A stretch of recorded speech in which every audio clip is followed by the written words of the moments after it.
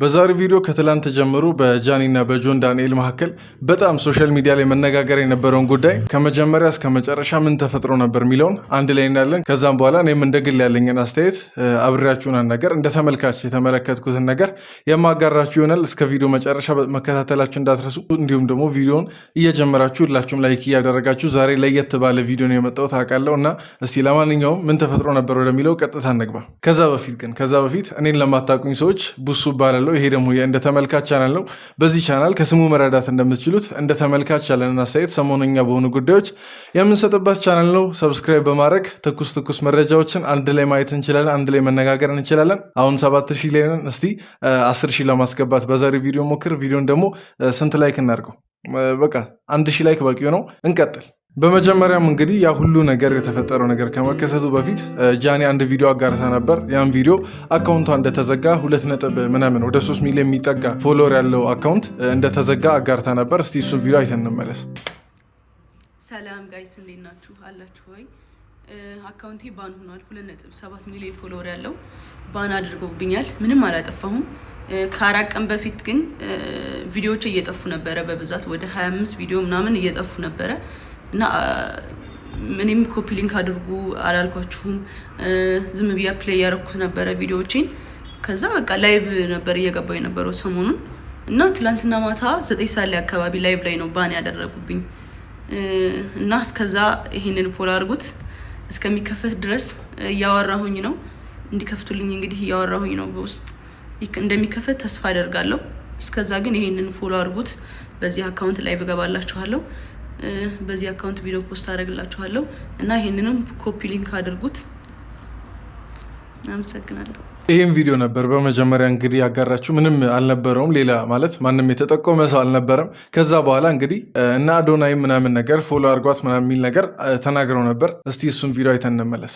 ጋይስ የጃኒ አካውንቷ ባንድ ሆኗል። በጣም ነው የሚደብረው። አሁን የተነሳሁት ካልጋ በጣም ደብሮኛል። ምን እንደተፈጠረ አላውቅም።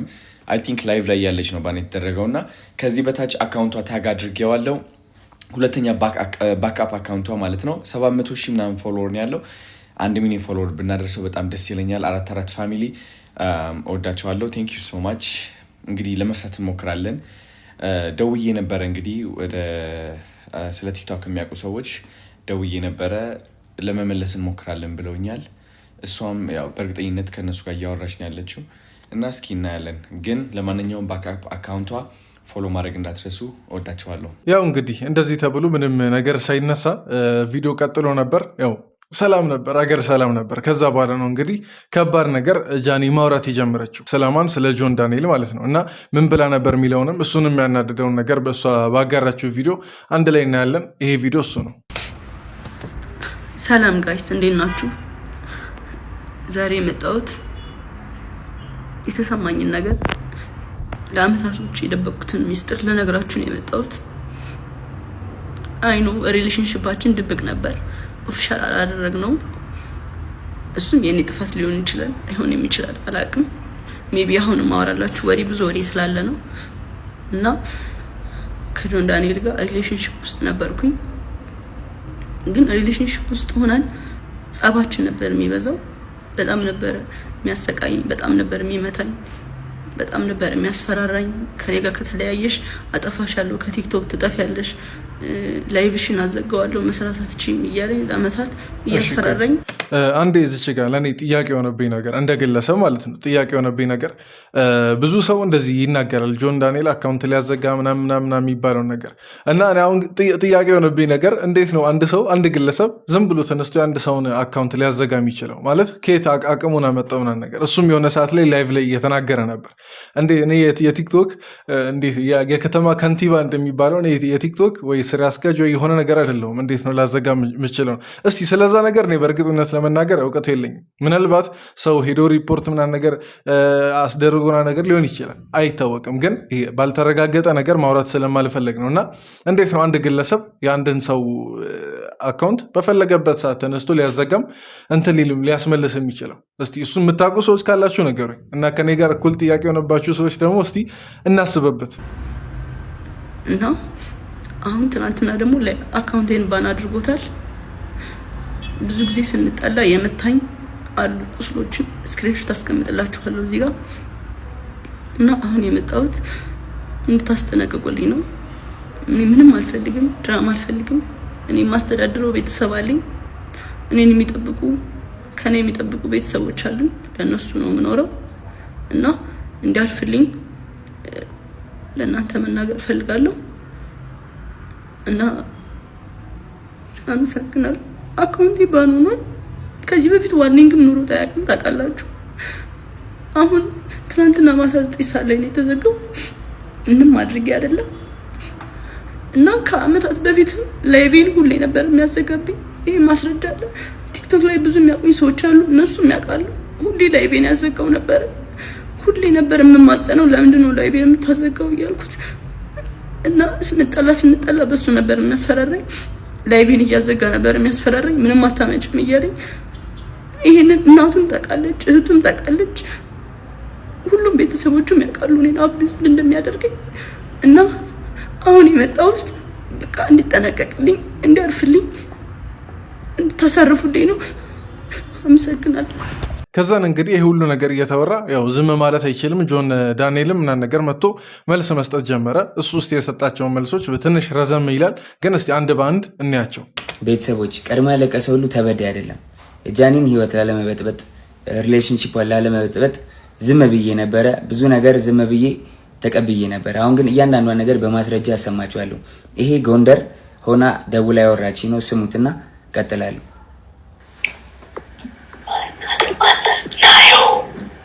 ናየዋለች እያለች ነው። ራቁቷን ስለሆነች ቪዲዮ ላይ ቪዲዮን አላሳይም።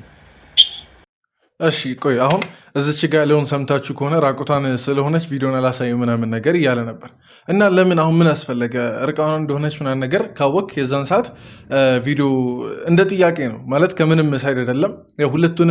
ሁለቱም ጋር ያለውን አንዳንድ ጥያቄዎችን እያጠራን እንሂድ ለማለት ያክል ነው እና ምን አስፈለገ ያንን ቪዲዮ መያዙ? አሁን በድምፅ ብቻ የተቀዳ ነገር ቢሆን ችግር የለውም እኮ ግን ይሆናል በቃ ዞሮ ዞሮ ማስፈራሪያ እንደሚሆን ግልጽ ነው። ያ እንደዛ አይነት ፋይል ተያዘ ማለት የእርቃን ምናምን ነገር ቪዲዮ ወይ ፎቶም ቢሆን ነገር ተያዘ ማለት ወንድ ልጅ ማንም ሰው ቢሆን ሊጠቀም ቢችለው ለማስፈራሪያ እንጂ ያንን ፎቶ ምንም አያደርግበትም። እኔ ይደሰትበታል አላቅም። ብቻ ያንንም ለምን መያዝ አስፈለገ የሚለውን ጥያቄ ውስጥ እንክተትና እንለፈው።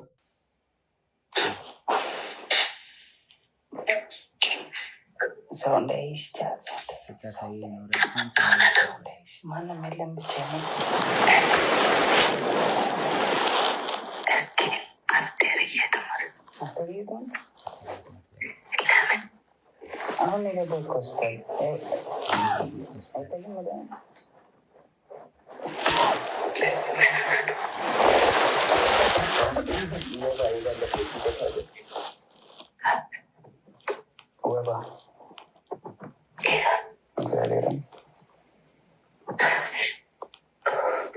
ስለረዘመ ቀጣዩን ፓርት ደግሞ ቀጣይ ቪዲዮ ላይ ያሳያችኋለሁ። እሺ አሁንም ምን ያሁን ለምሳሌ ጥያቄ የሚሆንብኝ ነገር ማለት ነው ያንን እርቃን ምናምን ነገር እንደሆነች ምናምን ነገር ታውቃለህ እና ቪዲዮ ላይ ማጋራቱ ምን አስፈለገ? እንደ ጥያቄ ማለት ነው። አሁን እርቃኗን ያለችበት ቪዲዮ እኔ ጋር አለ የሚለውን ለኦዲየንስ ለመንገር ነው። ሌላ ምንም እኮ ኢንቴንሽን የለውም። እርቃኗ ስለሆነች ነው ያላሳየት። ቪዲዮን እኮ በሌላ ምክንያት አለማሳየት ትችል ነበር። እኔ አሁን ጆንን ስናገረውና የኔንም አካውንት 7000 ሰብስክራይበር ያላትን እንዳያዘጋ ፈራለሁ። ግን ብቻ ለማንኛውም ያንን እንትን ማለቱ መናገሩ አግባብ አይደለም። አሁን እሺ ቪዲዮ ተቀመጠች፣ በሆነም ምክንያት ቪዲዮ ተቀመጠ፣ ችግር የለውም። ግን የእርቃኗ የጃኒ እርቃኗ ምናምን ነገር የሚታይበት አይነት ቪዲዮ እሱ ጋር እንዳለ መናገሩ ሌላ በቃ ማለት እንድትፈራም አይነት ጭምር ይመስላል እውነት ለመናገር ብቻ። ከዛም እንግዲህ ያው አሁን የመጀመሪያውን ቪዲዮ አይተናል አይደል? ቀጣዩም እንደዚህ ፋይል ምናምን ነገር ማውጣት ጀመረ። እሱ ጋር ያሉ አንዳንድ ፋይሎች ነበሩ እና እሱንም እስቲ አንድ ላይ እኔና አስተያየቶቻችንን እንሰጣለን። ቤተሰቦች እውነቱ እንዲወጣ ስለማይፈልጉ ሪፖርት ስለሚያደርጉት ሁላችሁም ኮፕሊንግ አድርጉት። ጎንደር እንግዲህ ከፍቅረኛዋ ጋር ሆና ያወራች ነው። ይሄ እሱ ሳሎን ሆኖ እሷ ሽንት ቤት ተደብቃ ይመጣል። እሱ መጨረሻ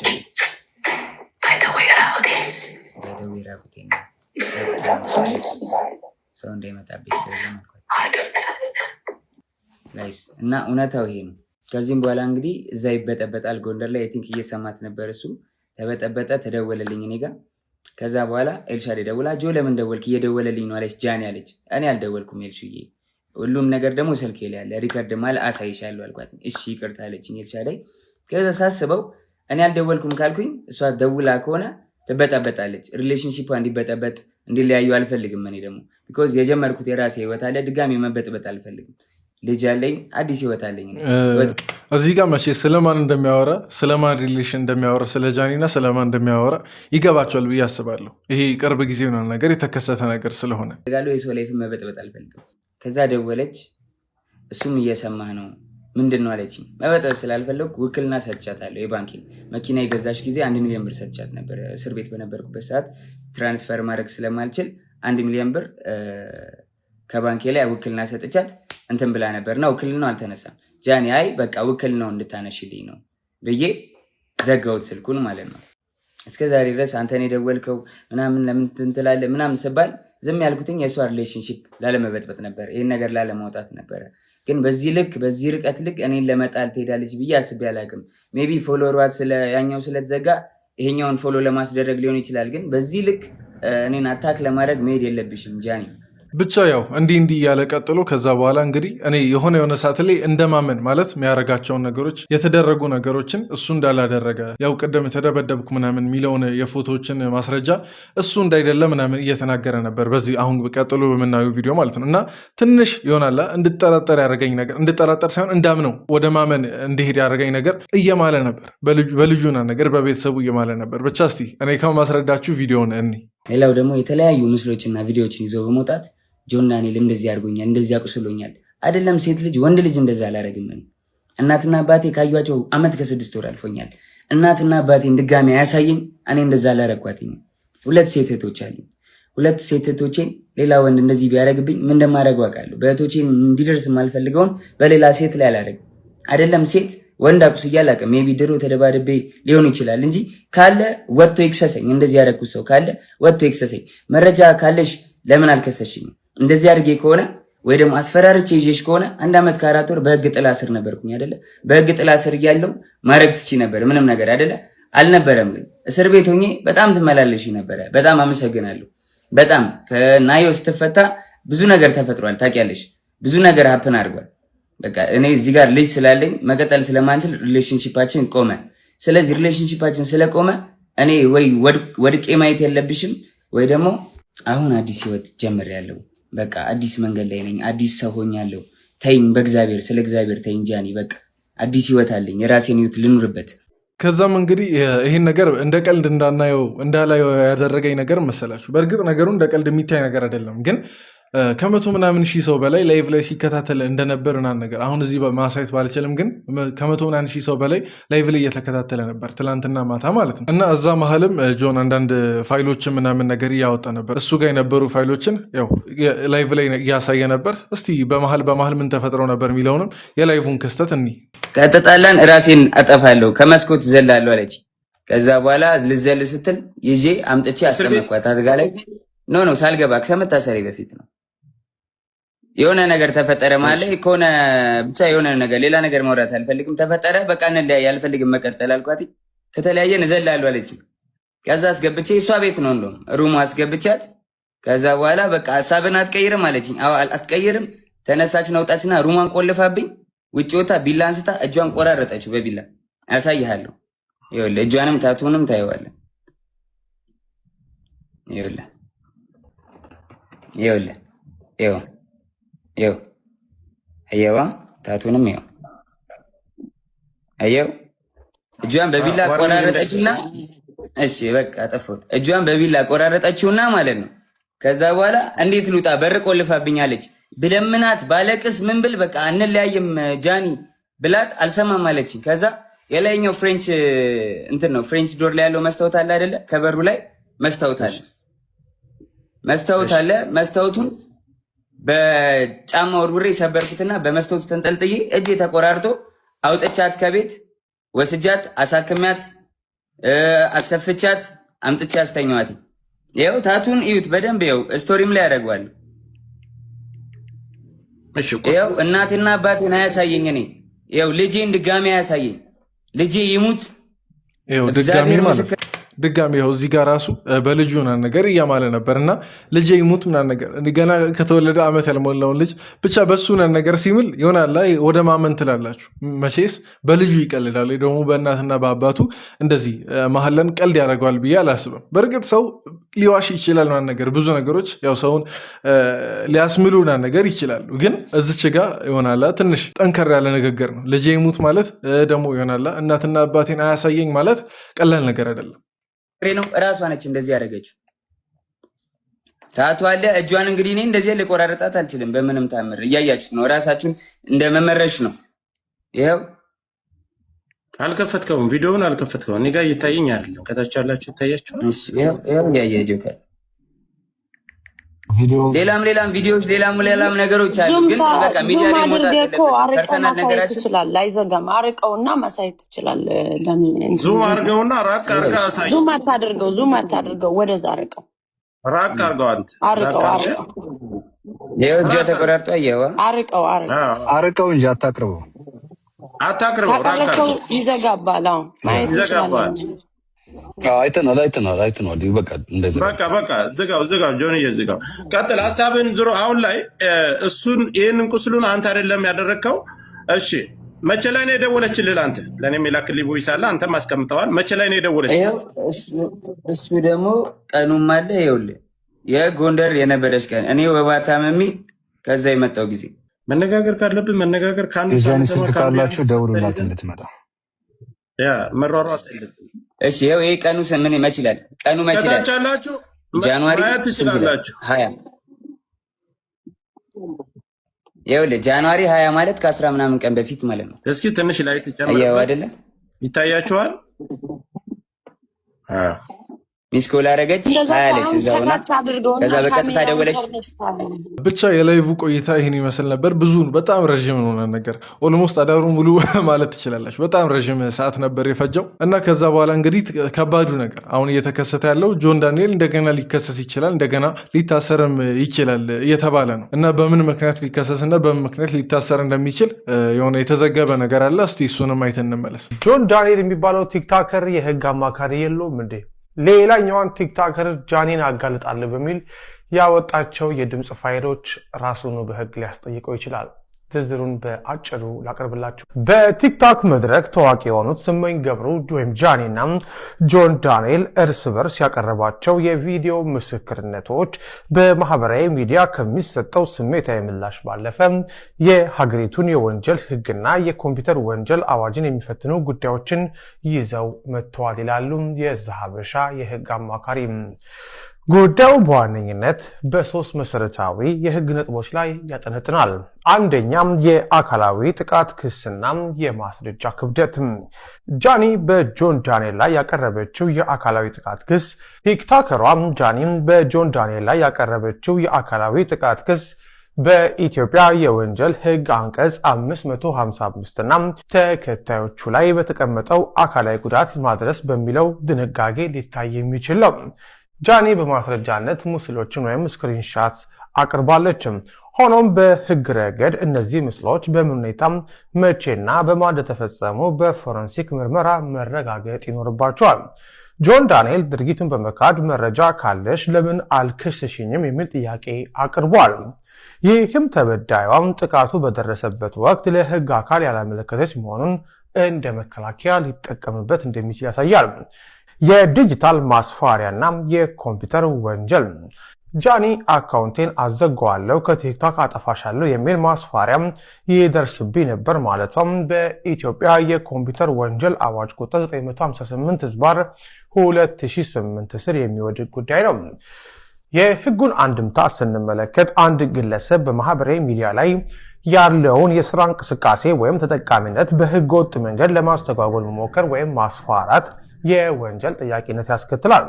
ጃኒ አካውንቷ የተዘጋው በሱ አማካኝነት እንደሆነ ብትገልጽም ጆን ዳንኤል ግን ለማዘጋቱ ማስረጃ የለም በማለት ተከራክሯል።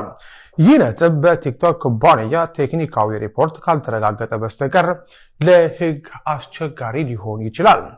ሶስት ዋናው ጉዳይ የግል ሚስጥርን ይፋ የማድረግና የስም ማጥፋት ወንጀል። በጆን ዳንኤል በኩል የቀረበው የድምፅ የተቀዳ ማስረጃና የጃኒን የግል ሕይወት የሚመለከቱ ንግግሮች በሕጉ አኳያ በጥንቃቄ መታየት ያለባቸው ጉዳዮች ናቸው።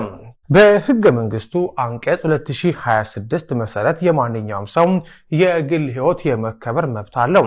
አንድን ግለሰብ ለማዋረድ ወይም ስሙን ለማጥፋት ታስበው የግል ግንኙነቶችንና ድምፆችን ይፋ ማድረግ በሕግ ሊያስጠይቅ የሚችል ድርጊት ነው። ጆ ያቀረባቸው የጃኒ ድምፆች በጃኒ እውቅና የተመዘገቡ ካልሆኑ በፍርድ ቤት እንደ ማስረጃ የመቀበል እድላቸው አነስተኛ ከመሆኑ በላይ ያለ ፍቃድ ድምፅ መቅዳት በሚል ተጨማሪ ክስ ሊቀርብበት ይችላል። እነዚህ ናቸው። በጣም ብዙ ነው። እኔ አሁን ለምሳሌ ስለ ሕግ ምናምን ነገር ማቅ ሰው ስላይደለው ነው እንጂ እንደተዘረዘረው ነገር ከሆነ በጣም ከባድ ነው። እና ብቻ አሁን ወደኛ አስተያየት እንመለስ። አሁን ወደ እኔ አስተያየት ነገር እኔን ብጠይቁኝ እዚህ ነገር ላይ ማለት ነው። አሁን ለምሳሌ ብርቃችን አይሆንም አይደል? እንደዚህ አይነት ስቶሪ እንደዚህ አይነት ታሪክ ስንሰማ አሁን እነሱ ሰዎች ታዋቂ መሆናቸው ነው ትንሽ ነገሩን ያጋነነው እንጂ 100 ምናምን ሺህ ሰው ቁጭ ብሎ ሊከታተል የሚገባው ታሪክ ነው ብዬ አላስብም። እውነት ለመናገር አንወሻሽ እዚህ ጋር። ምክንያቱም አሁን ትልቅ ፎሎወርና ነገር ብዙ ፎሎወር ስላላቸው ጉዳያችን ሊሆኑ አይገቡም እነሱ ሰዎች። እና ደግሞ ሚዲያ ላይ መውጣቱም ያን ያክል ፋይዳ የለውም። ምክንያቱም አዲስ ነገር ቢሆን ለሰው ደግሞ አዌርነሱን ለመስጠት ለሰው እውቅናውን ምናምን ነገር ግንዛቤ ለማስጨበጥ ምናምን ነገር ቢሆን እሺ፣ ምንም አሁን የሀበሻ ህዝብ አሁን ይሄን አይቶ ምን ይጠቅመዋል ማለት ምን ይጠቅመዋል ብቻ ሳይሆን ምን ይገነዘባል ማለት የሚገነዘበው ነገር ይኖራል። በጣም ፖዚቲቭ ማይንድ ካለው ሰው እንጂ በቃ ትልቁ ነገር ሊደረግ የሚችለው ዩቲዩብ ላይ ሳንቲም ብለቃቀምበት ነው። እኛ ዩቲዩበሮች አንዳንድ ነገር በቃ ዝም ብለን ሰራ አድርገን ወሬ ምናምን ነገር ሆኖ ቢያልፍ ነው። ሰው ብዙ ፎሎወር አለው ማለት ብዙ እውቅና አለው ማለት ደግሞ ጥቃት ምናምን አይደርስም ማለት አንችልም። ያንንም እንድንገነዘብ በትንሹ ረድቶናል። ብቻ ብዙ ነገር እንማር ካለን እውነት ለመናገር ከትንሽም ነገር መማር እንችላለን። ግን ይህን ያክል ደግሞ አንገብጋቢ ጉዳይ ሆኖ መታየቱ ግርም ነው የሚለኝ እና ማናችንም ለማንጠቀምበት ነገር ይህን ያክል የሚዲያው እንትን ባናረገው ቆንጆ ነው ብዬ አስባለሁ። ይሄ የግል አስተያየት ነው። እስቲ እናንተ የራሳችሁን አስተያየት ኮመንት ላይ መስጠት እንዳትረሱ። ከኔ ተቃራኒ ሀሳብ ካላችሁ እንግዲህ ሀሳብ ነው የምንወያየው እንጂ ጥላቻ አይደለም እና በትክክል ስነስርዓት ባለው መንገድ ኮመንት ላይ ሀሳቦቻችሁን ገለጹ። ለዛሬ ያስኩላችሁ ቪዲዮ ይሄን ይመስል ነበር። በድጋሚ ሰብስክራይብ ያላረጋችሁ ሰዎች አንዴ አቁሙና ሰብስክራይብ አድርጋችሁ ቪዲዮን ጨርሱ። ላይክም ያላረጋችሁ ሰዎች ቪዲዮ ከተመቻችሁ ላይክ እያደረጋችሁ ውጡ። በቀጣይ ቪዲዮ እንገናኛለን። ይመቻችሁ።